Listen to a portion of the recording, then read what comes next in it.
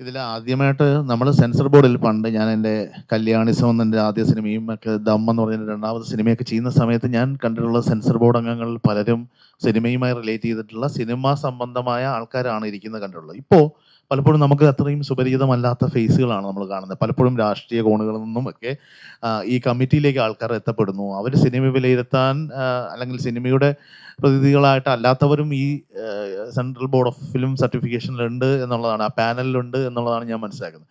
അതുപോലും എനിക്കത് ഒരു കറക്റ്റായ കാര്യമായിട്ട് എനിക്ക് തോന്നുന്നില്ല.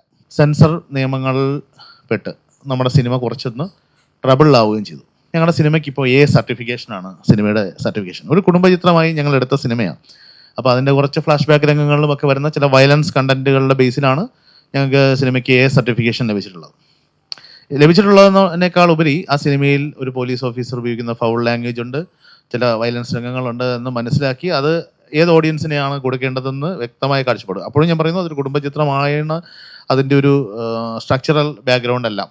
എന്നിട്ട് കൂടി ആ സിനിമയ്ക്ക് സർട്ടിഫിക്കേഷൻ മതി, അങ്ങനെയാണ് സെൻസർ നമുക്ക് കിട്ടാൻ സാധ്യതയെന്ന് മനസ്സിലാക്കി ഇല്ല, നമ്മളും ഒരു സോഷ്യൽ കമ്മിറ്റ്മെൻ്റ് എന്ന നിലയിൽ ആ സിനിമയ്ക്ക് സർട്ടിഫിക്കറ്റ് മതി എന്ന തീരുമാനമെടുത്ത് അപ്ലൈ ചെയ്തതിന് ശേഷം ആ സിനിമ കണ്ടിട്ട് നമ്മുടെ സെൻസർ ബോർഡ് ആ സിനിമയിലെ വയലൻസിൻ്റെ 20% കട്ട് ചെയ്യണമെന്ന് ആവശ്യപ്പെട്ട് നിലപാടെടുക്കുകയുണ്ടായി. അപ്പം ഞാൻ അതിനെ തർക്കിക്കുകയും അപ്പോൾ സ്ത്രീകൾക്കെതിരെയുള്ള വയലൻസ് ഒരു തരത്തിലും അനുവദിക്കാൻ പറ്റില്ല എന്നുള്ളതായിരുന്നു സെൻസർ ബോർഡിൻ്റെ വിധിയെഴുത്ത്. സ്ത്രീകൾക്കെതിരെയുള്ള വയലൻസ് ഗ്ലോറിഫൈ ചെയ്യുന്നൊരു സിനിമയല്ല ആദ്യമായി ഇത് തീർച്ചയായിട്ടും സ്ത്രീകൾക്കെതിരെയുള്ള വയലൻസ് ഈ നാട്ടിൽ നടക്കുന്നുണ്ട്. ഈ നാട്ടിൽ ഏറ്റവും കൂടുതൽ വയലൻസ് നടക്കുന്ന സ്ത്രീകൾക്കെതിരെയാണ്. അപ്പോൾ ആ വയലൻസിനെ പ്രതിനിധാനം ചെയ്യുന്ന ആ സിനിമയെ പിക്ചറൈസ് ചെയ്യുന്ന ഒരു സിനിമയാണ്, അതിനെ ഗ്ലോറിഫൈ ചെയ്യുന്ന സിനിമയല്ല. ഒപ്പം അതിനെ എതിർക്കുന്ന അതിനെതിരെയുള്ള സിനിമ തന്നെയാണ്.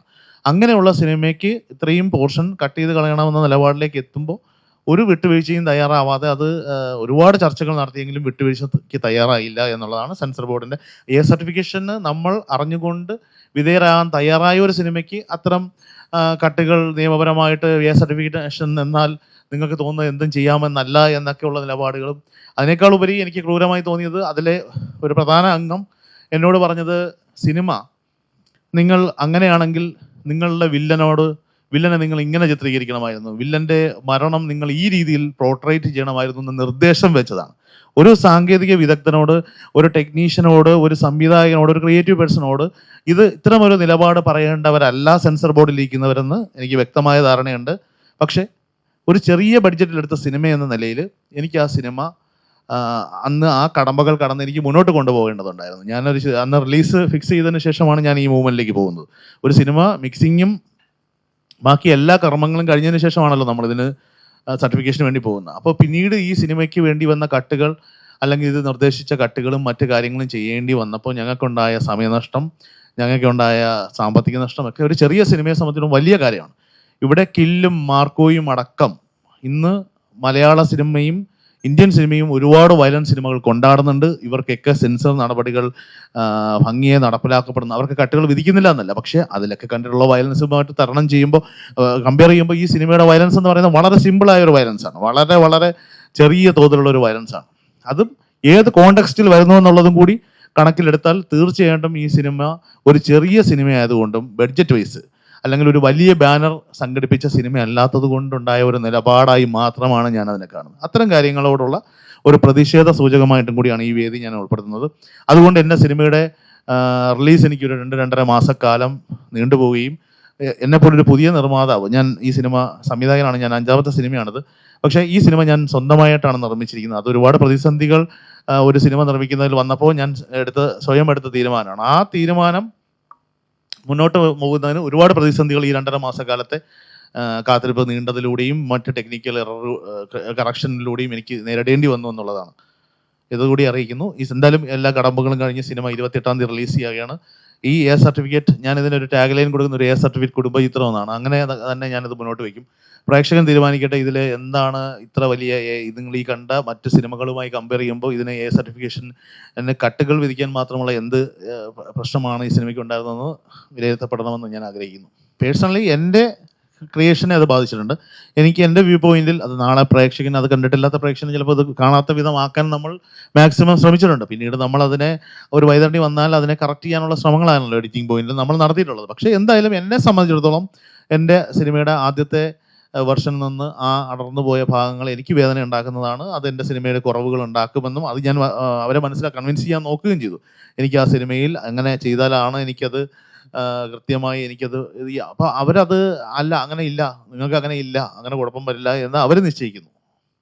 അപ്പോൾ തീർച്ചയായിട്ടും അത് എന്നെ ബാധിക്കുമെന്നാണ് ഞാൻ വിചാരിക്കുന്നത്. പക്ഷേ അതിനെ കറക്റ്റ് ചെയ്യാനുള്ള റെക്ടിഫൈ ചെയ്യുന്ന രീതിയിൽ ഞങ്ങൾ എഡിറ്റുകൾ പ്ലാൻ ചെയ്ത് വെച്ചിട്ടുണ്ട്. പക്ഷേ ഒരുപക്ഷെ നിർണായകമായൊരു ഇത് ലോസ് ആയാലുള്ള അവസ്ഥ എന്താണ്? ഞങ്ങൾ അതിനുശേഷം സിനിമ ഇപ്പോൾ പ്രദർശിപ്പിക്കുകയും പ്രേക്ഷകർക്ക് ഫിലിം മാർക്കറ്റിൽ ഇഷ്ടപ്പെടുകയും ചെയ്തുകൊണ്ട് ഞങ്ങളത് സന്തുഷ്ടരാണ്. വേറെ പ്രശ്നങ്ങൾ വന്നിട്ടില്ല എന്ന് വിചാരിക്കുന്നു. ആരും അത്തരം പ്രശ്നങ്ങൾ ഉന്നയിച്ചിട്ടുമില്ല. പക്ഷേ അങ്ങനൊരു നിർണായകമായൊരു സ്റ്റേറ്റ്മെൻറ്റോ ഒരു നമ്മൾ മെൻഷൻ ചെയ്യപ്പെടേണ്ട ഒരു സാധനം അതിലൂടെ കട്ട് ചെയ്ത് പോയിട്ടുണ്ടെങ്കിൽ അങ്ങനെ ഉണ്ടാവാം.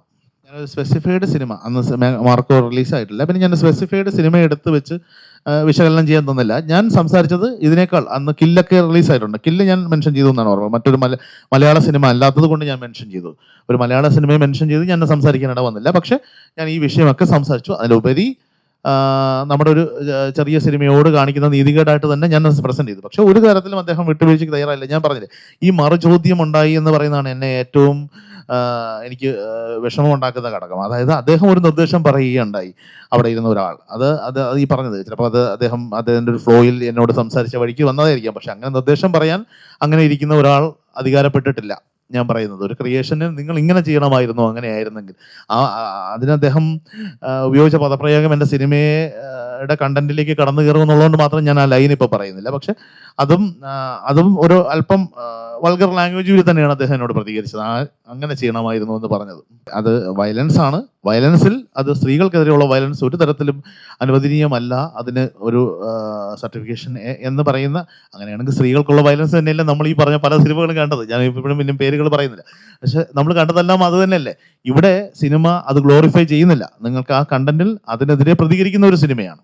പക്ഷെ അതിനെതിരെ പ്രതികരിക്കണമെങ്കിൽ അങ്ങനെ ഒരു സംഭവം നടന്നതിന് നമ്മൾ ചിത്രീകരിക്കാതെ അതിനെതിരെ എങ്ങനെ പ്രതികരിക്കും? ഒരുപക്ഷെ പ്രേക്ഷകന് ചിലപ്പോൾ പ്രത്യക്ഷത്തിൽ മനസ്സിലാകണമെന്നില്ല.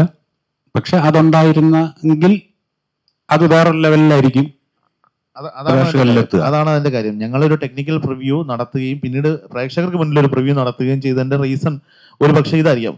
അല്ലെങ്കിൽ ഇന്നത്തെ കാലത്ത് ഒരാൾ സിനിമ റിലീസിന് 1 മാസം മുമ്പെയാണ്, ഇപ്പൊ ഫിലിം മാർക്കറ്റ് 1-1.5 മാസം മുമ്പ്, അത്രയും വലിയൊരു കാലയളവ് മുമ്പ് നമ്മൾ ഒരു സിനിമ പ്രേക്ഷകന്റെ മുന്നിലേക്ക് വെച്ചു കൊടുക്കാൻ തയ്യാറാവില്ല. കാരണം എന്ന് വെച്ചാൽ ഒരു സിനിമയെക്കുറിച്ച് നെഗറ്റീവ് റിവ്യൂ വന്നാൽ തീർന്നു ആ സിനിമ. പിന്നെ ആ സിനിമ നമുക്ക് ഡിസ്ട്രിബ്യൂട്ട് ചെയ്യാനോ പ്രേക്ഷകരിലേക്ക് എത്തിക്കാനോ പറ്റാത്തൊരു സാഹചര്യമുണ്ട്. ഇവിടെ വലിയ സിനിമകൾ ഞാൻ മെൻഷൻ ചെയ്യുന്നില്ല, ലാലേട്ടനൊക്കെ വലിയ സിനിമകൾ ഇവിടെ ചെയ്തതിന് ശേഷം സിനിമാ സാങ്കേതികർക്ക് മുന്നിൽ പ്രിവ്യൂ വെച്ചപ്പോൾ അത് വർക്കാവില്ല എന്ന് പറഞ്ഞിട്ട് ഡിസ്ട്രിബ്യൂഷൻ മാറി പോവുകയൊക്കെ ചെയ്തിട്ടുള്ള ഘട്ടങ്ങൾ ഉണ്ടായിരുന്നുണ്ട് പണ്ടൊക്കെ. അപ്പൊ ആ കാലഘട്ടത്തിൽ നിന്ന് മാറി നമ്മൾ ഇന്ന് 1.5 മാസം മുമ്പ് ഒരു പ്രിവ്യൂ പ്രേക്ഷകന് മുന്നിലേക്ക് വെച്ചു കൊടുക്കാനുള്ള ധൈര്യം കാണിച്ചതും ദൈര്യത്തിനപ്പുറം നമ്മളൊരു പരീക്ഷണ സ്വഭാവം കൂടി വെച്ചുകൊണ്ടായിരുന്നു അങ്ങനെ വെച്ചത്. പക്ഷെ ഇന്നിപ്പോ നമ്മൾ ഇവിടെ ഹാപ്പിയായിട്ട് ഇരിക്കുന്നതും ഈ സിനിമയ്ക്ക് ഡിസ്ട്രിബ്യൂഷൻ അടക്കം നമുക്ക് സെറ്റ് ആയതും ഒക്കെ ആ പ്രിവ്യൂ കൊണ്ടാണ്. അത് നമുക്ക് പോസിറ്റീവ് കാര്യമാണ്. സിനിമ എല്ലാവർക്കും ഇഷ്ടപ്പെട്ടു, സിനിമയ്ക്ക് കയ്യടികൾ കിട്ടി, സിനിമ മുന്നോട്ട് വെക്കാൻ പറ്റുന്ന ഒരു സാങ്കേതിക സാഹചര്യത്തിലേക്ക് നമ്മളെ കൊണ്ടെത്തിച്ചു എന്നുള്ളത് അത് നമുക്ക് കിട്ടിയ ഒരു എക്സ്ട്രാ ബോണസ് എന്ന് മാത്രം ചിന്തിച്ചാൽ മതി. അങ്ങനെ കരുതുന്നു. പക്ഷെ അതല്ലായിരുന്നുവെങ്കിൽ ആ സിനിമയ്ക്ക് നഷ്ടം ഉണ്ടായാൽ ഈ പറഞ്ഞ സാമ്പത്തികം മുടക്കി ഞാൻ തന്നെയാവും അതിന് ബുദ്ധിമുട്ട് അനുഭവിക്കേണ്ടി വരുന്നത്. Ultra modern kitchen devices. ഒരു കിച്ചണിൽ വേണ്ട എല്ലാ ലേറ്റസ്റ്റ് ബ്രാൻഡുകളും ഇവിടെയുണ്ട്. ലോകോത്തര ബ്രാൻഡുകൾ, original products, wide range. MyG future.